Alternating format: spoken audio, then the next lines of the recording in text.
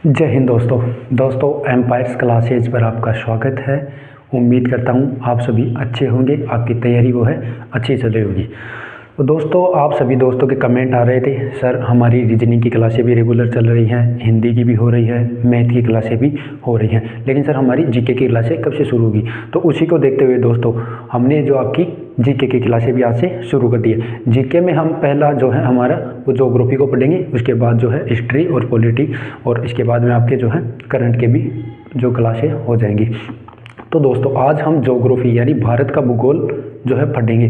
भारत के भूगोल में हमारा पहला टॉपिक है भारत की स्थिति और विस्तार। ठीक है, तो भूगोल में हम आज भारत का पढ़ेंगे स्थिति और विस्तार। ठीक है सर, भारत का स्थिति और विस्तार पढ़ने से पहले मैं आपको कुछ बेसिक बातें बता दूं अक्षांश और देशांतर की। भारत कौन से अक्षांशों में स्थित है और कौन से देशांतरों में स्थित है। तो देखो दोस्तों,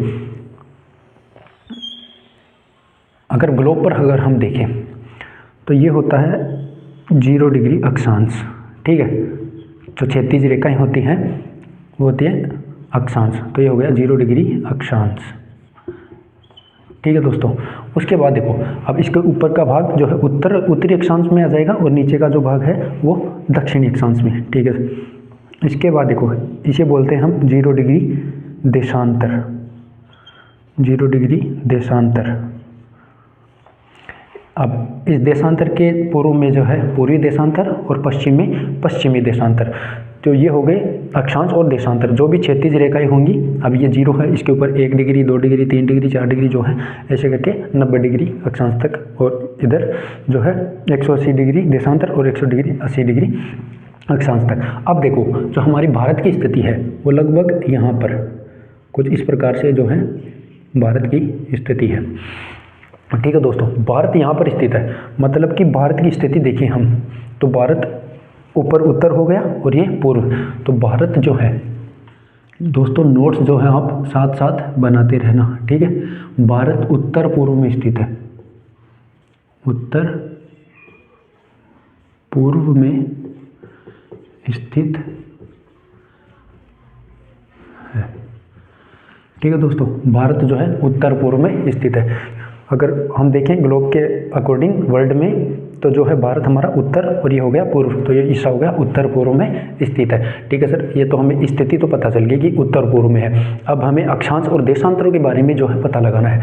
तो ये 0 डिग्री है, 0 डिग्री से ऊपर चलेंगे तो यहाँ से देखो भारत की स्थिति अगर हम यहाँ देखें। अब देखो दोस्तों, मैं आपको जो है बढ़ते हुए क्रम में पहले बता देता हूँ आपको याद करने के दृष्टिकोण से। ये हो जाएगा हमारा 8 डिग्री। ठीक है सर, 8 डिग्री। ऊपर हमारा जो है 37 डिग्री, 37 डिग्री, 8 डिग्री 37 डिग्री, ये हो जाएगा 68 डिग्री। और इधर हम देखें तो ये हो जाएगा 97 डिग्री। 8, 37, 68 और 97। देखो दोस्तों, 8 फिर बड़ा हमने लिखा पहले ये, उसके बाद ये, उसके बाद ये, उसके बाद ये, तो ये बढ़ते हुए क्रम में देखो 8 डिग्री 37 डिग्री 68 डिग्री और 97 डिग्री। ठीक है दोस्तों, अब देखो हमने जो है इनकी डिग्री तो लिख ली। अब डिग्री का ही छोटा रूप होता है मिनट, तो इसमें देखिए 8 डिग्री और 4 मिनट। 8 डिग्री 4 मिनट उत्तरी अक्षांश। 8 डिग्री 4 मिनट उत्तरी अक्षांश। अब ऊपर देखो 37 डिग्री 6 मिनट। यहाँ पे 4 था, बढ़ते हुए क्रम में 6। पहले हमने 8 लिखा फिर बढ़ा तो 37। ये याद करने के दृष्टिकोण से है दोस्तों कि बढ़ते हुए क्रम में 8, 37, 68, 97, 4, 6 मिनट हो गई उत्तरी अक्षांश। उत्तरी अक्षांश। ठीक है दोस्तों, 8 डिग्री 4 मिनट उत्तरी अक्षांश से लेकर 37 डिग्री 6 मिनट उत्तरी अक्षांश तक। अब देखो दोस्तों, यहाँ पर जो है हमारी भारत की स्थिति 8 डिग्री 4 मिनट, 8 डिग्री 4 मिनट से 37 डिग्री 6 मिनट तक है। ये तो हो गया अक्षांश स्थिति। अब हमें देशांतरीय स्थिति भी देखना है, तो देशांतरीय स्थिति जो है 68 डिग्री 7 मिनट। 68 डिग्री 7 मिनट पूर्वी देशांतर। पूर्वी देशांतर। ये देखो 0 डिग्री देशांतर से इस साइड में पूर्व की तरफ है, तो ये हो जाएगा पूर्वी देशांतर। इसी प्रकार 97 डिग्री 25 मिनट पूर्वी देशांतर। अब देखो दोस्तों, हमने बढ़ते हुए क्रम में लिखा था, पहले 8 डिग्री, फिर 37 डिग्री, फिर 68 डिग्री, फिर 97 डिग्री। इसी प्रकार हमने मिनट को भी बढ़ते हुए क्रम में लिखा, 4 मिनट, 6 मिनट, 7 मिनट और 25 मिनट। ठीक है दोस्तों, तो ये हमारी हो गई भारत की अक्षांशीय और देशांतरीय स्थिति। तो अक्षांशीय स्थिति में देखेंगे 8 डिग्री 4 मिनट से 37 डिग्री 6 मिनट तक जो है हमारी अक्षांशीय स्थिति, और देशांतरीय स्थिति देखें तो 68 डिग्री 7 मिनट से 97 डिग्री 25 मिनट तक जो है पूर्वी देशांतर तक। अब देखो दोस्तों, स्थिति अक्षांशीय और देशांतरीय हो गई। अब इनको कई बार एग्जाम में क्या क्वेश्चन आता है कि भारत की अक्षांशीय और देशांतरीय स्थिति बताओ, तो ऑप्शन में अगर आपको ये मिल जाए तो ठीक है, अगर इनके अलावा आपको मिल जाए जैसे 37 डिग्री 6 मिनट है, इसमें से अगर हम करें 8 डिग्री 4 मिनट को कम, तो हमारे पास बच जाएगा इधर 2 मिनट और ये है 29 डिग्री। 29 डिग्री 2 मिनट तो हो गया हमारे पास अक्षांशीय स्थिति। ठीक है दोस्तों, अक्षांशीय विस्तार। ठीक है सर, ये हमारे पास अक्षांशीय विस्तार। अगर हम देशांतरीय देखें तो देशांतरीय देखो 97 डिग्री 25 मिनट माइनस जो है 68 डिग्री 7 मिनट, 68 डिग्री 7 मिनट, इनको घटाएंगे तो ये हो जाएगा 18 मिनट और ये है 29 डिग्री। ये हो जाएगा देशांतरीय विस्तार।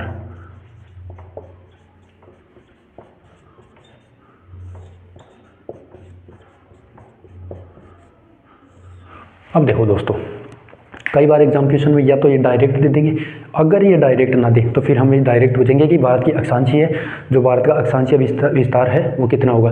तो एक जो है इनमें से 37 डिग्री 6 मिनट में से 8 डिग्री 4 मिनट घटाएंगे तो 29 डिग्री 2 मिनट आ जाएगा। इसी प्रकार से अगर देशांतरीय विस्तार देखें तो 29 डिग्री 18 मिनट। ये हो गई हमारी अक्षांशीय स्थिति और देशांतरीय स्थिति की बात। ठीक है दोस्तों, आप इनका स्क्रीनशॉट लेना चाहो तो ले लेना एक बार, बाकी आप नोट्स साथ के साथ बनाते रहना। मैं आपको नोट्स भी जो है प्रोवाइड करा दूंगा। टेलीग्राम चैनल की जो है लिंक डिस्क्रिप्शन में है, वहाँ से आप टेलीग्राम चैनल को ज्वाइन कर लीजिए। ठीक है दोस्तों, अब देखो नोट्स आपको बनाते रहना है।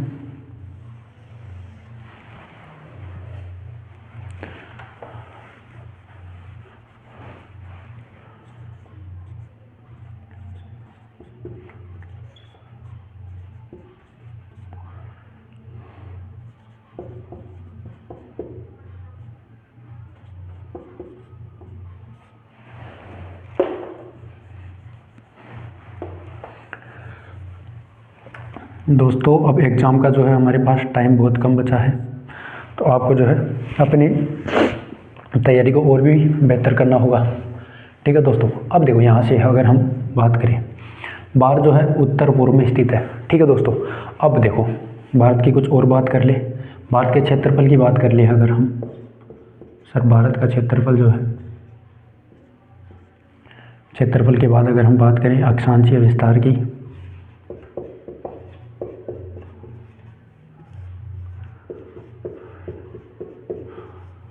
अक्षांशीय विस्तार के बाद बात करें हम देशांतरीय विस्तार की। दोस्तों आपको अभी मैंने बता दिया है, आप कमेंट में जो है लिख के बताओ कि भारत का क्षेत्रफल कितना है, अक्षांशीय स्थिति जो विस्तार कितना है और देशांतरीय विस्तार कितना है। इनमें से जो अभी मैंने आपको बताया कमेंट में लिखना ना भूलें। तो जो है हमारा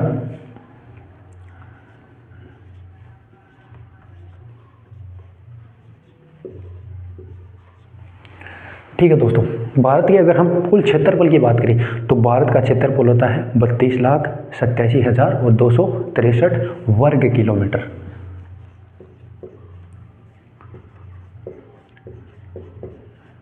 ठीक है दोस्तों, ये तो हो गई भारत की जो है, भारत उत्तर पूर्व में स्थित है, भारत के क्षेत्रफल हो गया। भारत का अक्षांशीय विस्तार देखो, अक्षांशीय विस्तार 8 डिग्री 4 मिनट से 37 डिग्री 6 मिनट तक, 8 डिग्री 4 मिनट से 37 डिग्री 6 मिनट उत्तरी अक्षांश। ठीक है दोस्तों, इसी प्रकार अगर देशांतरीय विस्तार देखें तो 68 डिग्री 7 मिनट से 97 डिग्री 25 मिनट पूर्वी देशांतर। ठीक है दोस्तों, पूर्वी देशांतर। हमने अक्षांशीय विस्तार और देशांतरीय विस्तार देखा। अब देखो आगे बात करें, भारत का जो है क्षेत्रफल विश्व में कौन से स्थान पे आता है। तो भारत का जो है क्षेत्रफल की दृष्टि से, दोस्तों नोट्स बनाते रहना, क्षेत्रफल की दृष्टि से भारत का विश्व में स्थान दोस्तों, तो क्षेत्रफल की दृष्टि से देखें हम तो भारत का जो है विश्व में 7वां स्थान होता है। मतलब कि भारत से 7 जो है 7 नंबर पे भारत है, 6 बड़े देश और हैं।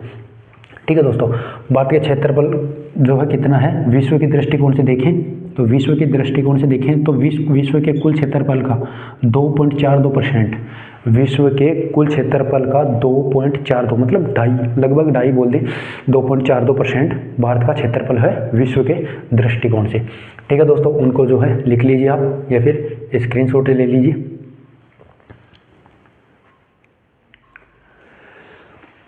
ठीक है दोस्तों, आगे चलिए। अब देखें हम भारत के जो है उत्तर से दक्षिण की लंबाई और पूर्व से पश्चिम की लंबाई। ठीक है दोस्तों, अगर हम उत्तर से दक्षिण की लंबाई की बात करें भारत के,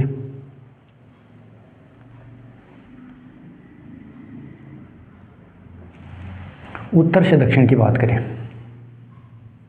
और पूर्व से पश्चिम की बात करें हम। ठीक है दोस्तों,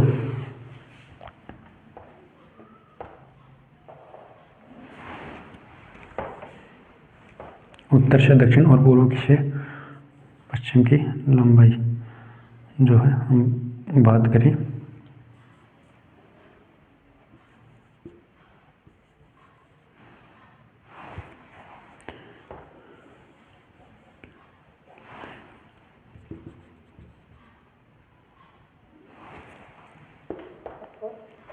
अगर दोस्तों आपको जो है लंबाई पता है तो कमेंट बॉक्स में लिखना ना भूलें। ठीक है दोस्तों,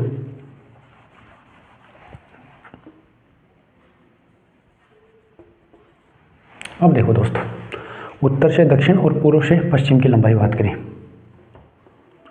अगर हम पूर्व से पश्चिम की लंबाई देखें तो 2933 किलोमीटर, ये तो हो जाएगी पूर्व से पश्चिम की लंबाई। ठीक है दोस्तों, अब उत्तर से दक्षिण की अगर हम लंबाई देखें तो ये हो जाएगी 3214 किलोमीटर। ठीक है दोस्तों, उत्तर से दक्षिण की लंबाई देखो ज़्यादा है दोस्तों 3214 और पूर्व से पश्चिम की लंबाई जो है 2933। तो यही हम जो है नोट्स में देख लें, नोट्स में बना लो दोस्तों। उत्तर से दक्षिण की लंबाई वो कितनी हो जाएगी, उत्तर से दक्षिण देखें हम 3214 किलोमीटर, और अगर पूर्व से पश्चिम देखें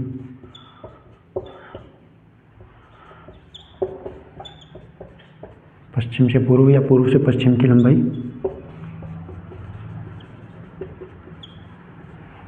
तो जो है हमारे पास 2933 किलोमीटर। ठीक है दोस्तों, तो हमने उत्तर से दक्षिण की जो है लंबाई देखी, पूर्व से पश्चिम की लंबाई देखी। दोस्तों नोट्स आप साथ साथ बनाते रहना। ठीक है दोस्तों, उतार लिया, आगे बढ़े। अब देखो दोस्तों, आपने उम्मीद करता हूँ ये उतार लिया होगा। आगे बात करें। अब देखो जो भारत का जो कुल हिस्सा है, भारत की जो कुल हिस्सा है जो है ये समुद्र से लगा हुआ और ये है स्थलीय भाग से लगा हुआ। तो जो है भारत के कुल कितना हिस्सा है वो जो तटरेखा से लगी हुई है। ये तो जो भूमध्य हो गई, जो हमारे पड़ोसी देश हैं। इसके अलावा ये है तटीय रेखा। तटीय मतलब जो समुद्र है, इधर बंगाल की खाड़ी जो है इधर आ जाएंगे, फिर अरब सागर, यहाँ जो हमारे जो द्वीप हैं अंडमान निकोबार या बंगाल की खाड़ी में जो है अंडमान निकोबार, यहाँ छोटे बड़े कुल बहुत से द्वीप हैं जिनमें 7 प्रमुख हैं।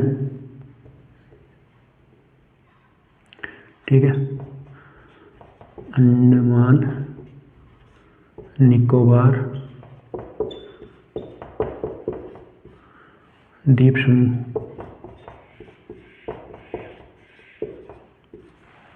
जो अरब सागर में अगर हम देखें यहाँ तो जो है ये हो जाएगा लक्षद्वीप समूह। लक्षद्वीप समूह।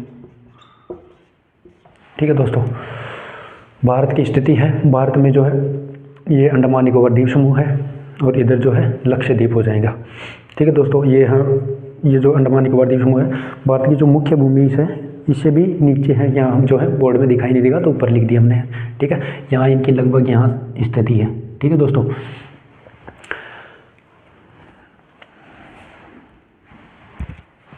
ठीक है दोस्तों, तो ये हो गए हमारे अंडमान निकोबार द्वीप समूह। ठीक है, ये लक्षद्वीप समूह हो गए। ठीक है, हमारा विस्तार हो गया उत्तर से दक्षिण, पूर्व से पश्चिम। अब देखो दोस्तों, जो भारत की तटीय सीमा है, मुख्य भूमि की तटरेखा जो है 6100 किलोमीटर है। सर इसका मतलब ये है कि भारत के जो भी समुद्र से जो तट के हिस्से हैं, वो जो भी पानी या समुद्री इलाकों से लगे हुए हैं, उनकी मुख्य भूमि, मतलब ये भारत जो है मुख्य भूमि है भारत की, तो इसकी कुल जो तटरेखा है वो 6100 किलोमीटर है। अगर हम फिर इन द्वीपों की, अंडमान निकोबार द्वीप समूह, लक्षद्वीप समूह, इन द्वीपों की भी अगर जो है हम भूमि मिलाएं तो फिर देखो कुल तटरेखा की लंबाई,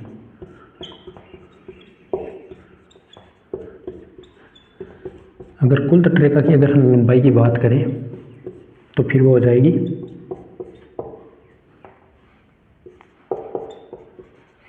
ठीक है दोस्तों 7516.6 किलोमीटर।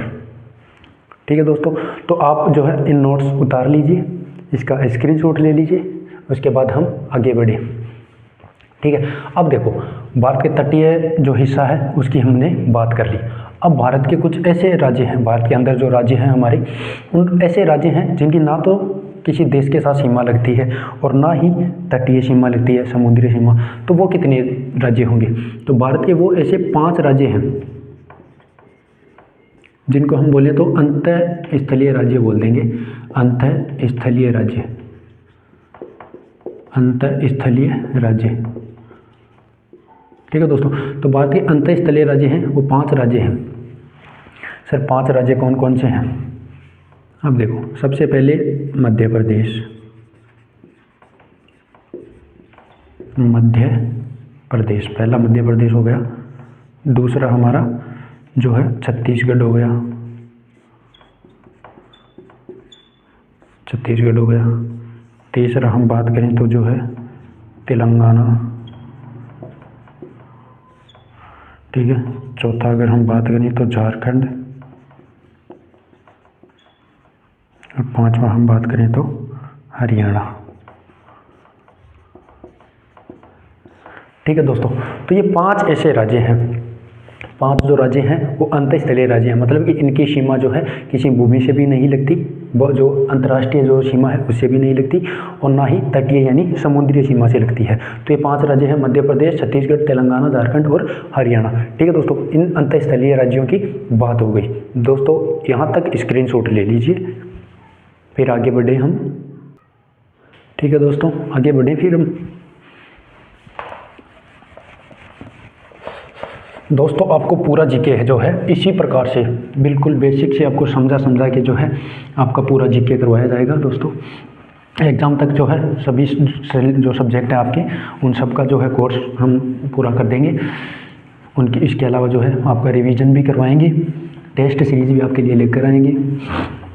ठीक है दोस्तों, जो पिछले साल प्रीवियस ईयर के क्वेश्चन हैं वो भी बहुत जल्दी आपको प्रोवाइड करा दिया जाएंगे। बोर्ड पर एक एक उनको सोल्व कराया जाएगा सभी सब्जेक्ट के। ठीक है दोस्तों, अब देखो भारत के हमने जो है लगभग बेसिक सी बातें देख ली हैं।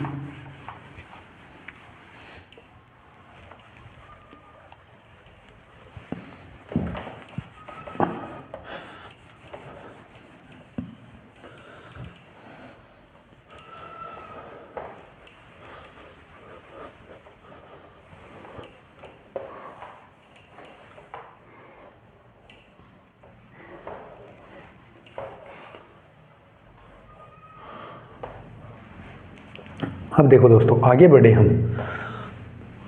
बढ़े तो हम बात कर लेते हैं कर्क रेखा की। ठीक है दोस्तों, कर्क रेखा की बात करें हम। कर्क रेखा, या हम हेडिंग डाल लें कर्क रेखा। नोट्स बनाते रहना दोस्तों, मैं आपको बोर्ड पर लिखाता रहूँगा। प्रत्येक शब्द जो है, प्रत्येक बात जो है आपको बोर्ड पर लिखवाते चलेंगे। ठीक है, कर्क रेखा की बात करें तो सबसे पहले देखो, कर्क रेखा जो है भारत को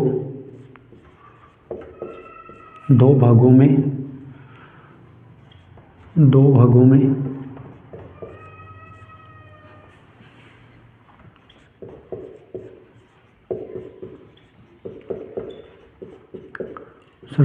विभाजित का मतलब जो है भारत के कर्क रेखा भारत के लगभग मध्य से होकर गुजरती है।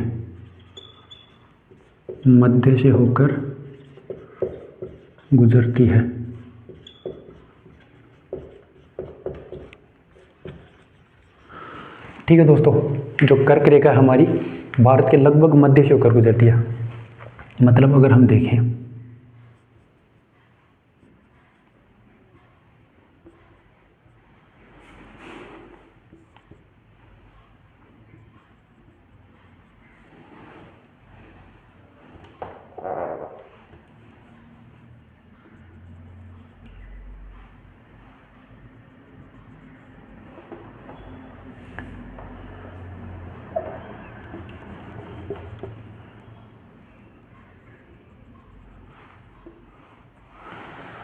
ठीक है दोस्तों, कर्क रेखा का मतलब 23.5 डिग्री उत्तरी अक्षांश।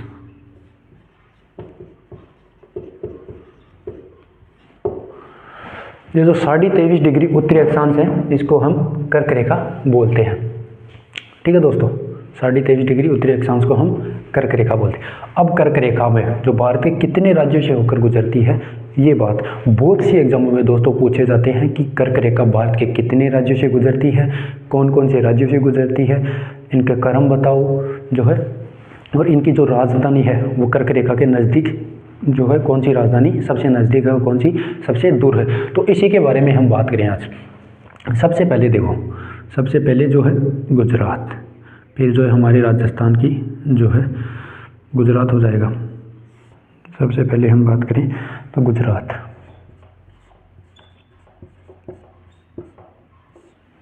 ठीक है, फिर राजस्थान,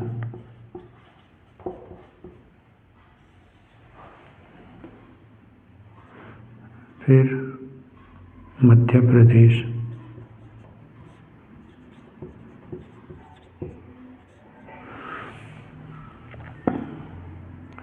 छत्तीसगढ़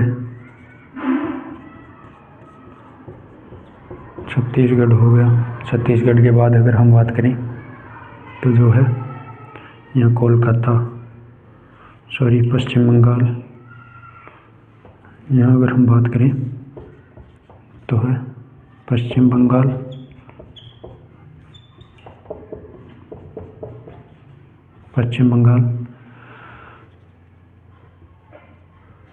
त्रिपुरा, ये जो है मिजोरम। ये दो दोस्तों देखो, पहला गुजरात दूसरा राजस्थान, तीसरा मध्य प्रदेश, चौथा छत्तीसगढ़, सॉरी एक जो है हमारा झारखंड और बच गया, झारखंड। ठीक है दोस्तों, पांचवा जो है झारखंड, 6 पे जो है पश्चिम बंगाल, 7 पे जो है हमारा त्रिपुरा और 8 पे जो है मिजोरम। ठीक है दोस्तों, यहाँ तक कोई दिक्कत?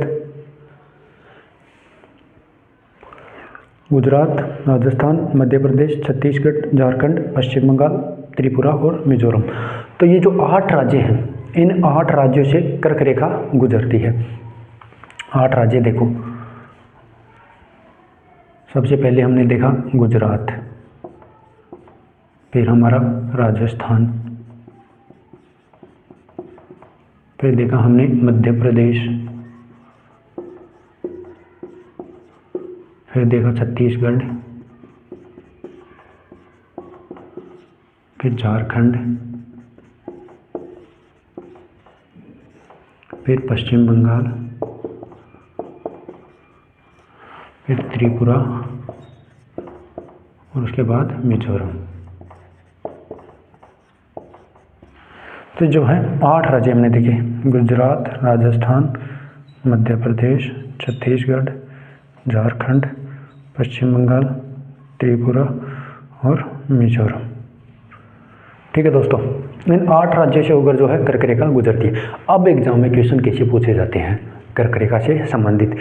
पहला क्वेश्चन, भारत जो है, भारत के कर्क रेखा कितने राज्यों से गुजरती है? तो जो है 8 राज्यों से। अब कई बार पूछ लेता है कि कर्क रेखा के उत्तर में कितने राज्य हैं? तो कर्क रेखा के उत्तर में देखो राजस्थान, त्रिपुरा और मिजोरम। और कर्क रेखा के दक्षिण में 5, गुजरात, मध्य प्रदेश, छत्तीसगढ़, झारखंड और पश्चिम बंगाल। ये हो गए दक्षिण में। ठीक है दोस्तों, अब देखना, गुजरात की जो है राजधानी गांधीनगर,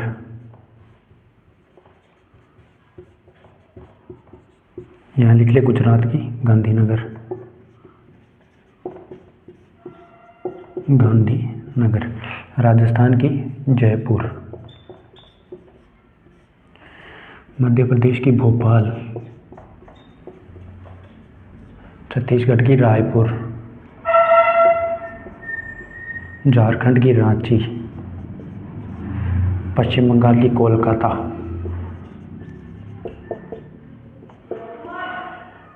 त्रिपुरा, त्रिपुरा की जो है अग्रतला, हमारी जो है त्रिपुरा की हो जाएगी अग्रतला, और मिजोरम की हो जाएगी आइजोल। मिजोरम की जो है राजधानी आइजोल। तो दोस्तों, ये हमारे 8 राज्य जिनसे कर्क रेखा होकर गुजरती है, ये 8 राज्यों की राजधानी, ये हो जाएंगे हमारे राज्य, और ये हो जाएगी इनकी राजधानी। राजधानी, ठीक है दोस्तों, राज्य हो गए, उनकी राजधानी हो गई। ठीक है, राज्य और राजधानी हो गई। अब क्वेश्चन क्या होता है? क्वेश्चन आता है कि कर्क रेखा के सबसे नज़दीक किस राज्य की राजधानी है, या फिर कौन सी राजधानी नगर है? तो जहाँ देखो, छत्तीसगढ़ की जो है रांची, सॉरी झारखंड की जो है, झारखंड की रांची, झारखंड की जो रांची राजधानी है, झारखंड की है रांची राजधानी, ये कर्क रेखा के सबसे नज़दीक में है, झारखंड की रांची राजधानी। तो एग्जाम में क्वेश्चन किस प्रकार आता है कि कर्क रेखा के सबसे नज़दीक राजधानी नगर है, तो वो जाएगा रांची। सबसे दूर की अगर हम बात करें, तो सबसे दूर की अगर हम बात करें तो वो हो जाएगा जयपुर। राजस्थान की जो राजधानी है वो हो जाएगी जयपुर। तो जयपुर है कर्क रेखा के सर्वाधिक नज़दीक, सॉरी सर्वाधिक दूर, सबसे दूर जो है जयपुर हो जाएगा। इसके अलावा जो है हमारी रांची, रांची जो है कर्क रेखा के सबसे निकट। ठीक है दोस्तों, यहाँ तक उतार लीजिए। ये हमारी राज्य राजधानी जयपुर है कर्क रेखा से सबसे दूर है, और जो है रांची, झारखंड की जो राजधानी है रांची, वो कर्क रेखा के लगभग पास में है। ठीक है दोस्तों, उतार लिया, इनका स्क्रीनशॉट भी ले लीजिए। अब हम बात करें आगे भारत के मानक समय की। भारत के मानक समय की अगर हम बात करें वो किस प्रकार से,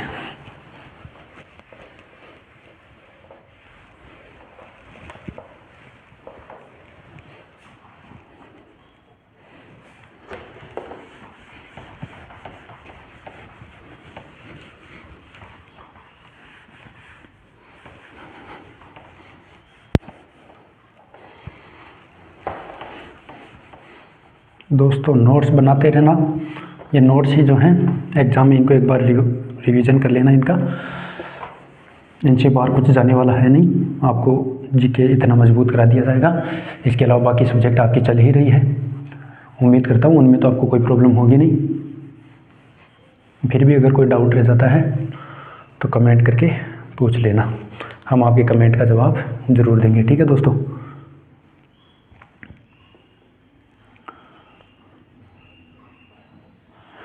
जो मैप बार बार बनाने में आपका टाइम ख़राब ना हो इसलिए इसी मैप में जो है देख लें। अब देखो दोस्तों, अब हम भारत के मानक समय की बात करेंगे। मानक समय,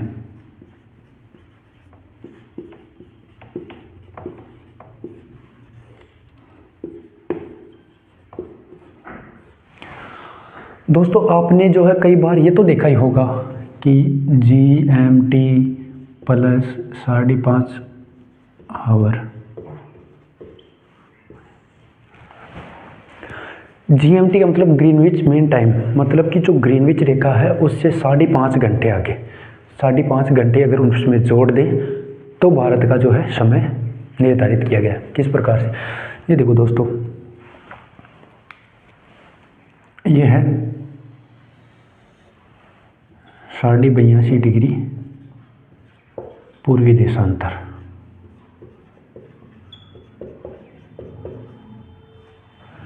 ठीक है, 82.5 डिग्री पूर्वी देशांतर, इसे ही बोलते हैं मानक समय रेखा। जो भारत की मानक समय रेखा है वो 82.5 डिग्री पूर्वी देशांतर, इसी से भारत के समय का निर्धारण किया गया है। अब देखो इस पर किस प्रकार क्वेश्चन आएंगे, या तो आपसे डायरेक्ट पूछ लिया जाएगा कि भारत की मानक समय रेखा कौन सी है, तो वो है 82.5 डिग्री पूर्वी देशांतर। अब देखो एक क्वेश्चन आता है, ये जो रेखा है मानक समय रेखा, ये मानक समय रेखा है जो है यूपी के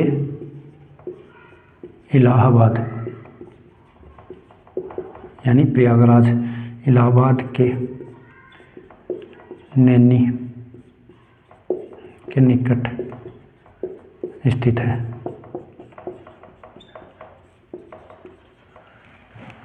ठीक है दोस्तों, नैनी जो है मिर्ज़ापुर ज़िला है, वहाँ यूपी के इलाहाबाद के नैनी के निकट स्थित है जो हमारी मानक समय रेखा।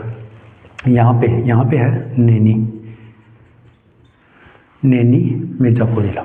अब देखो ये जो पूर्वी देशांतर रेखा है ये हमारे भारत के 5 राज्यों से गुजरती है। वो कौन कौन सी होगी, सबसे पहले यूपी, फिर देखें MP, फिर छत्तीसगढ़, उड़ीसा और आंध्र प्रदेश।